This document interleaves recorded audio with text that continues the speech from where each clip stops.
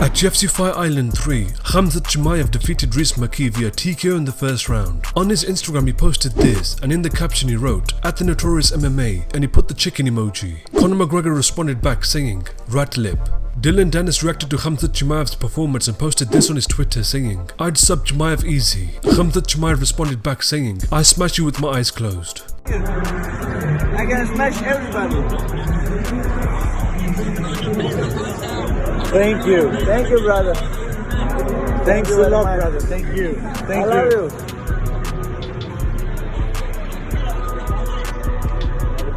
Nice, nice. I'm all for meditation. Thank you, brother. Thank you. Soon, brother, again. If you have one fight, next week, brother, I'm ready. L'autre séance en secret.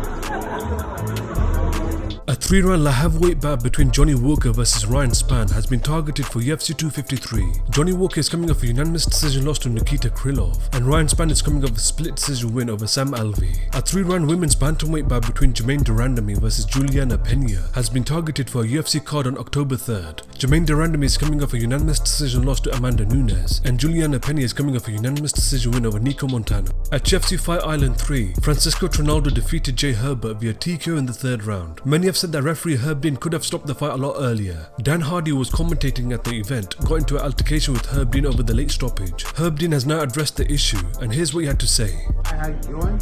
Herb Dean here, and want to talk to you guys about Abu Dhabi. Great fights, almost there for a month. A lot of really great fights, a lot of great situations to talk about. My last night I got to referee some fights. One fight in general, there was a great situation that I definitely want to go over and talk to you guys about. There's a fight that some people say could have been stopped earlier. I think it was stopped late. By no means was that a late stoppage, but I'll go into that later. I'm going to maybe do another video and break that down and give you guys more information on it. Like I told you, I'm going to start giving you guys a little bit more insight into how we make our decisions and our process. But what I really want to get into right now is during the match, someone yelled out, "Stop the fight." This is really interesting because there's only professionals there. There's not one fan in the building. Everybody has a job there. Everybody knows what their job is, and they have specific duties. I have a job to referee the fight. One of my duties is to stop the fight when the fighter's taking too much damage. There's two people who are authorized to advise me doing that, to maybe yell out those words, "Stop the fight." There's one, the physician. We have a ringside physician who knows more about the physical body than I do. He's there to give me advice. If he can't get my attention, maybe he might yell, "Stop the fight." Then there's the fighter's corner. They train with him, they know about him, they know more things about him than I do. They may know something I don't know, and so that's why they would give me some advice to stop the fight. Ultimately, to stop the fight is my decision. So for anyone I don't know who it was who did it because I was looking at the fight, but I heard it, and so I assumed that it was either the two people authorized to do it, the doctor or the corner. After the match, I followed up. I asked the physician. He goes, "No, that fight was fine. I'm perfectly fine with everything that you did in that match." I didn't get a chance to ask his corner, but I asked the inspectors who were in charge of his corner, and they said no, that the corner did not yell out to stop the match. That means it was somebody else, someone there doing another job. This is a very dangerous thing to do. If you put on your Superman shirt and decide that you're the smartest person in the room, and smarter than the physician, smarter than the corner who works with the guy, and smarter than the referee, you're doing a chance that you could bring in information that could do the fighter a disservice. I'm looking at the match. I believe I'm getting information from the people qualified to do it. Under no circumstances would I, even as a referee, get up and yell and tell another referee to stop the match. If I were to do that, I would know it would be a situation where I couldn't live with myself otherwise. I know that there could be consequences, that you'd never see me in that position again, but I would sleep well knowing that I had done that. The bottom line now, I have to look at that match again, not looking at it to know if I should have stopped it early, because it's easy. Anyone who believes it not is maybe just following because someone with a microphone says it should have been stopped. But if you know anything about fighting, the fighter got hurt, fighters get rocked all the time, but we're looking at his actions. He's tracking his opponent. He knows where his opponent is. He's put both arms in between him and his opponent. He's lifted his leg up, head off the mat. He's doing everything I can ask for him to do to stay in that fight. So there wasn't a bad stoppage, and we'll go more into that.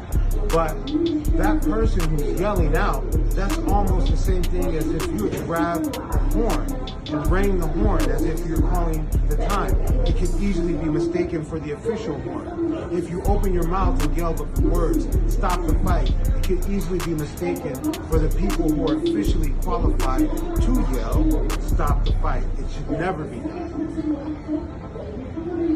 Food for thought.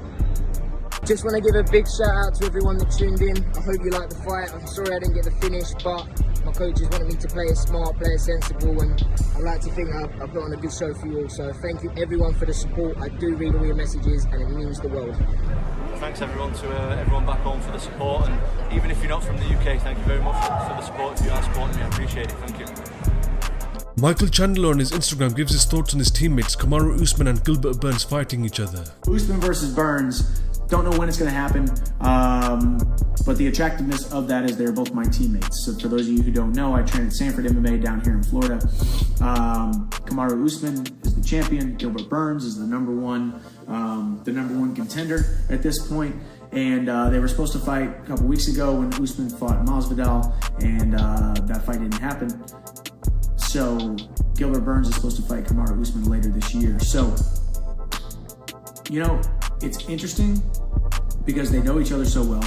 They're teammates. They've literally been training together for the last, ever since I've been here, probably 6-7 years they've been training together. Kamaru Usman has the better wrestling. Gilbert has the better grappling and submissions and jiu-jitsu. They both have phenomenal striking. We didn't get to see it as much in the Usman versus Masvidal fight, but Kamaru's hands are on point. His kicks are on point. Gilbert Burns, as we saw, that Gilbert Burns who fought Tyron Woodley a couple weeks ago or a couple months ago, that Gilbert Burns is hard for any welterweight on the entire planet to beat. The Kamaru Usman who fought Colby Covington and finished him in the 5th round and broke his jaw, that Kamaru Usman is going to be a hard person for any welterweight on the planet to beat. So you got two guys coming off of phenomenal performances, or performances in the last couple fights. And I love them both dearly. I train with them both. I've been hit by them both. I've been wrestled and grappled by both of them. So I'm not going to give a prediction. I'm going to say this fight is just about as 50-50 as you possibly can be. And obviously I am saying that to save face because they're both my boys. And I just hope they both get in there, collect a nice paycheck, both of them, and come out injury-free.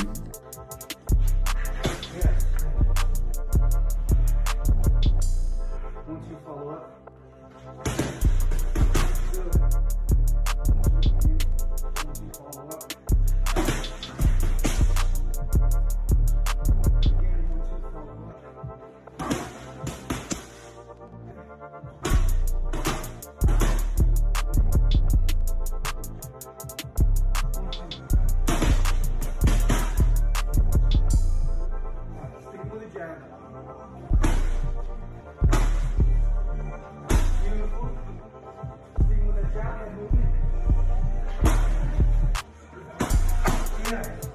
Rip it, get up! Let's go, come on. Get up!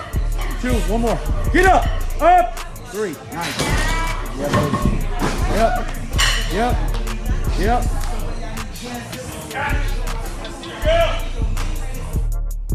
Getting your reps in doesn't only apply to working out. If you want to improve at something, practice and repetition are crucial for your success. Especially in combat sport, things happen so fast that you don't have time to think too much. There shouldn't be room for subjectivity. Trust your actions and reactions that you have refined during your preparation and let yourself be on total cruise control. I believe to optimize your chance of victory, you need to be in the zone. We might not have control over when an opportunity presents itself, but we do have control over how we prepared for it. I believe most of the outcome is determined of how well we prepared ourselves. We might not be able accurately to predict a victory, but remember, take control, get your reps in, so you can influence the odds in your favor.